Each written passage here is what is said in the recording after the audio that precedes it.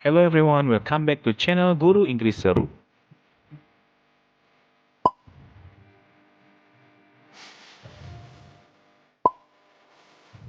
Nah, kali ini kita akan membahas alur pendaftaran dan gaji P3K tahun 2021.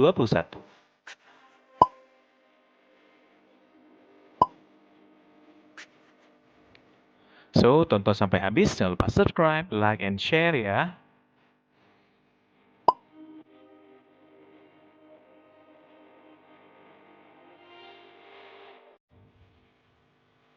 Nah, seputaran informasi seputar PPK ini berdasarkan peraturan pemerintah nomor 49 tahun 2018 terkait manajemen P3K didefinisikan sebagai warga negara Indonesia yang memenuhi syarat tertentu yang diangkat berdasarkan perjanjian kerja untuk jangka waktu tertentu dalam rangka melaksanakan tugas jabatan pemerintahan.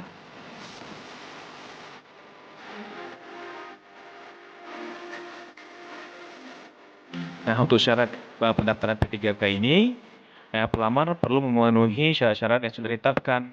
Setiap persyaratan pun akan mengacu pada jenis jabatan yang dituju. Nah, berikut ini adalah informasi syarat pendaftaran P3K.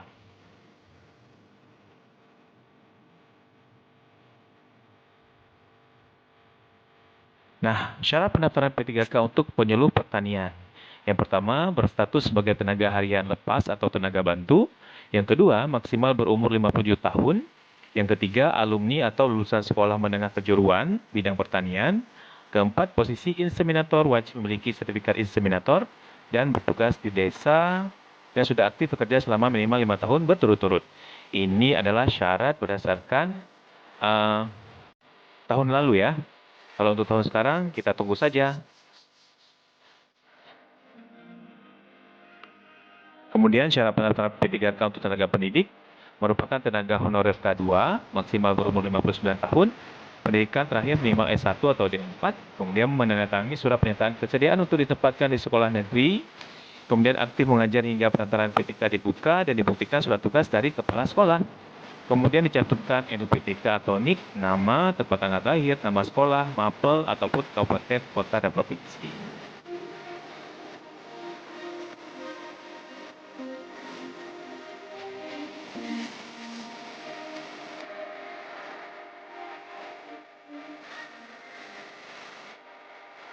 Nah, selanjutnya untuk tenaga kesehatan merupakan tenaga honorer K2, maksimal berumur 57 tahun, kecuali dokter ya, harus 59 tahun, menempuh pendidikan minimal D3 pada bidang kesehatan, memiliki surat tanda registrasi yang masih berlaku, kecuali bagi epidemiologi, entomolog, administrator kesehatan, dan peralatan lab kesehatan.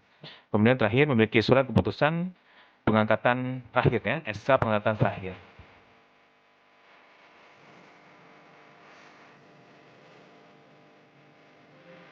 Kemudian ada syarat pendaftaran P3K untuk guru atau dosen Kementerian Agama. Yang pertama merupakan tenaga honorer K2, maksimal berumur 59 tahun, kemudian kualifikasi guru minimal pendidikan S1 atau D4, kemudian aktif mengajar di madrasah, kemudian dosen juga aktif mengajar di perguruan tinggi keagamaan negeri. Yang terakhir menandatangani surat pernyataan kesediaan untuk ditempatkan di madrasah kebutuhan guru atau dosen saat ini.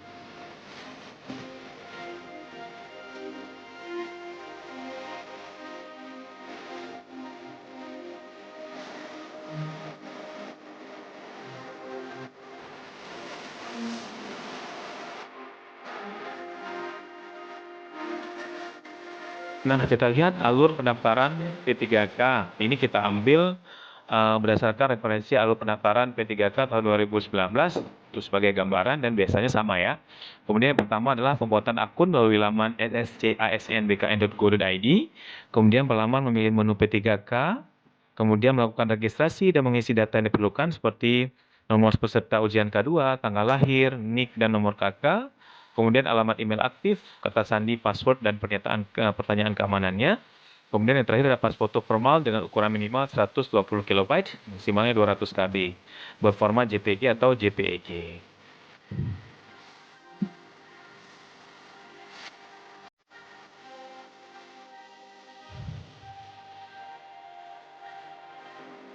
Kemudian mencetak kartu informasi akun setelah semua data terisi, melakukan login di laman SSP3K dengan NIK dan kata sandi, Kemudian melengkapi data yang diperlukan, seperti foto diri sambil memegang KTP, pilih jabatan, melengkapi biodata, mengunggah dokumen yang diperlukan, memeriksa data yang sudah diisi pada form resume, kemudian mencetak kartu pendaftaran.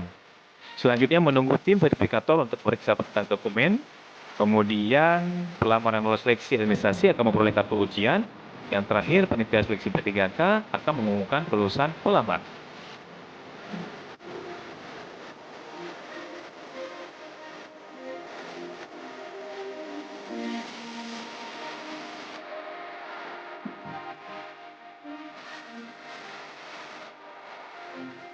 Nah, jika kita lulus dari P3K, maka berapakah gaji dan tunjangan yang akan kita dapatkan? Berdasarkan Peraturan Presiden Republik Indonesia Nomor 98 Tahun 2020 tentang gaji dan tunjangan pegawai pemerintah dengan perjanjian kerja, maka di sini disebutkan jumlah ya, apa saja yang akan kita dapatkan jika kita lulus dari P3K.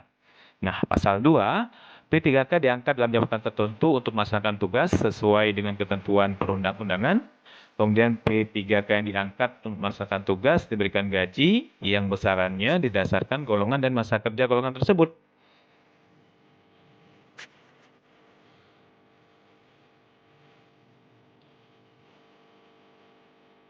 Nah, dalam pasal 3, P3K dapat diberikan kenaikan gaji berkala atau kenaikan gaji istimewa.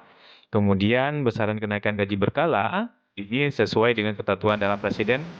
Kemudian ketentuan kenaikan gaji istimewa juga diatur dalam peraturan menteri yang menyelenggarakan urusan pemerintahan di bidang pendayagunaan aparatur negara.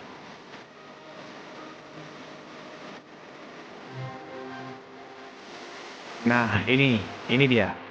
Tunjangan P3K yang dimaksud pada ayat 1 adalah yang pertama tunjangan keluarga, tunjangan pangan, tunjangan jabatan struktural, tunjangan jabatan fungsional, dan tunjangan lain-lain.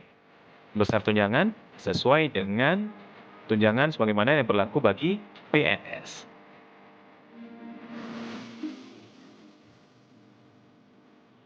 Nah, ini dia daftar gaji pegawai pemerintah dengan perjanjian kerja berdasarkan masa kerja dan golongannya. Kita lihat sama-sama. Ini berdasarkan golongan dari golongan pertama sampai dengan golongan 4 dan berdasarkan masa kerja masing-masing.